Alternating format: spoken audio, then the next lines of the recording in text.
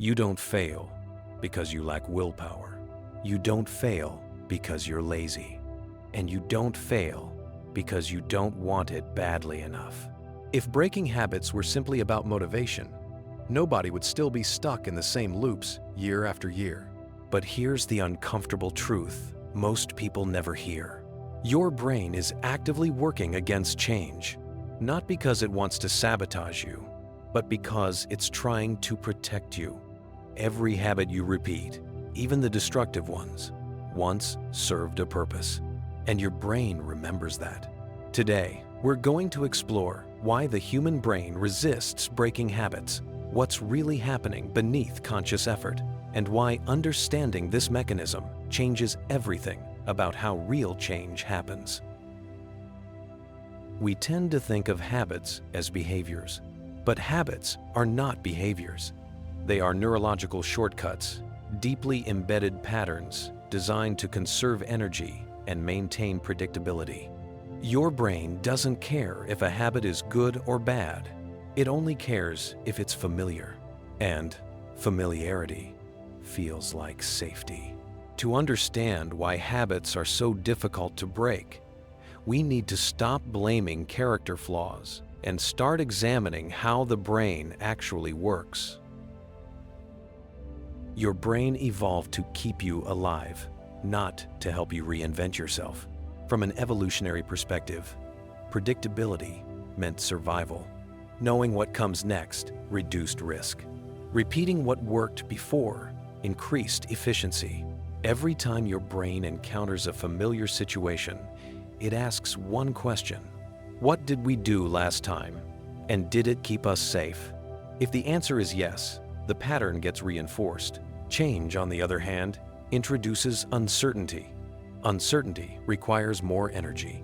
More energy increases risk. So, when you try to break a habit, your brain doesn't interpret it as self-improvement. It interprets it as instability.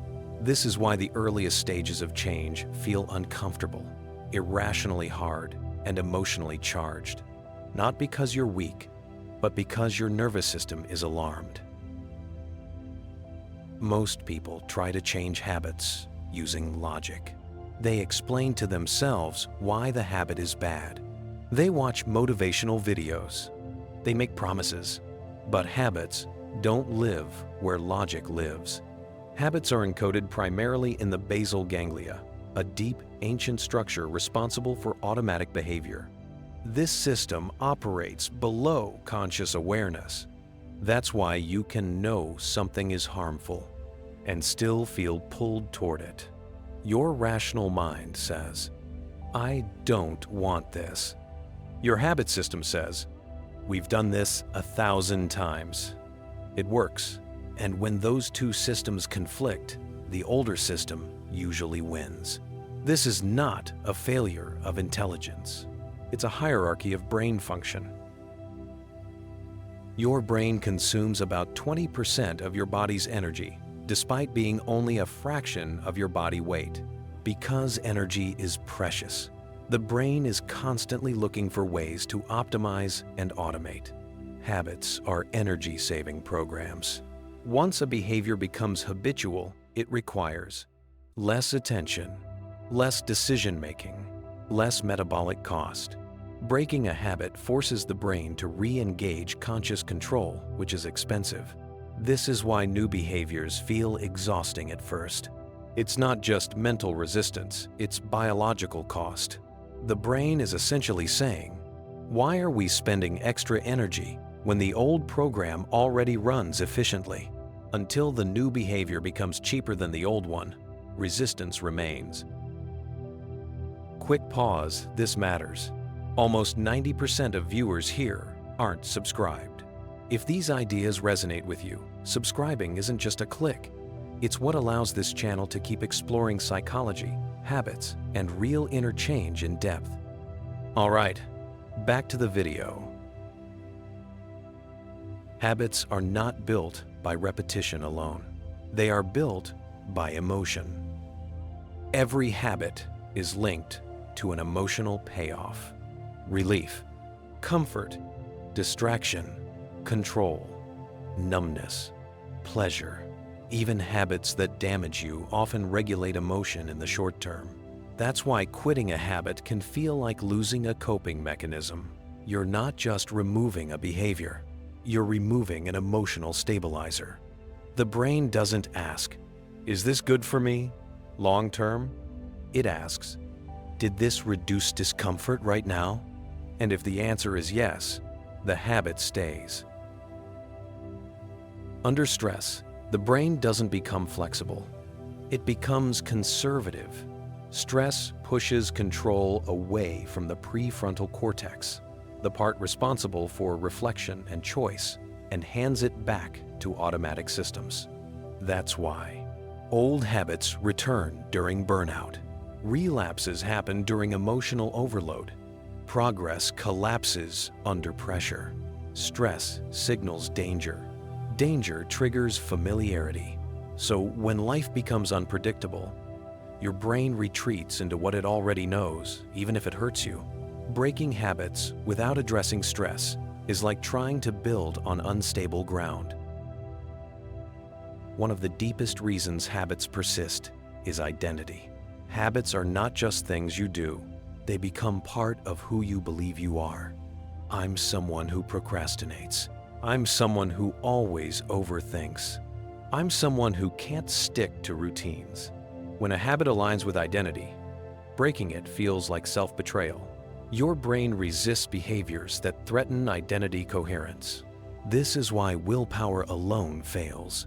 You can't sustainably act against who you believe you are.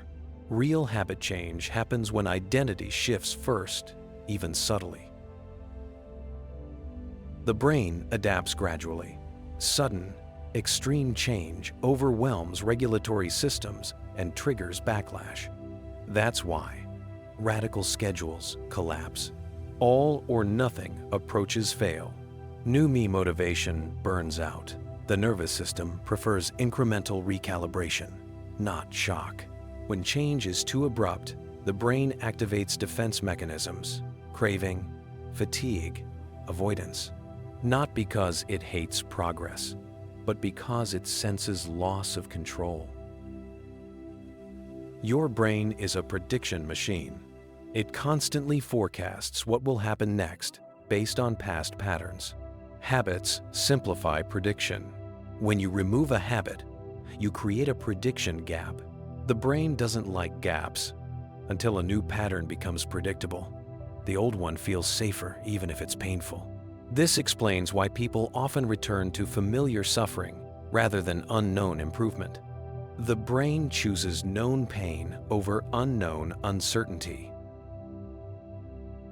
Contrary to popular belief, habits don't form through repetition alone.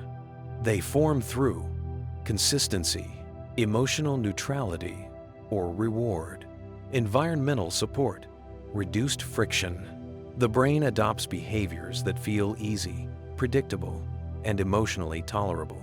When a new habit feels overwhelming, the brain rejects it. When it feels natural, it sticks. The goal is not to force the brain, but to convince it. You cannot change what you're unconscious of. Awareness brings habits into the realm of choice. The moment you notice, the urge, the trigger, the emotional payoff, you interrupt automation. This doesn't break the habit immediately, but it weakens it. Awareness introduces friction into automatic loops, and friction is where freedom begins. Self-criticism strengthens habits. Shame signals threat. Threat strengthens old patterns. Compassion calms the nervous system. When the brain feels safe, it becomes flexible. Change doesn't come from self-attack. It comes from self-regulation. Understanding replaces judgment. Curiosity replaces force. The more aggressively you try to control a habit, the more resistance you create. Control implies danger. Safety allows adaptation. The paradox is this: change happens not when you fight the brain, but when you work with it. Your brain isn't broken. It's doing exactly what it evolved to do. Habits are not enemies, they are outdated solutions. When you understand why they exist, they lose their power. Change stops being a battle and becomes a process of alignment.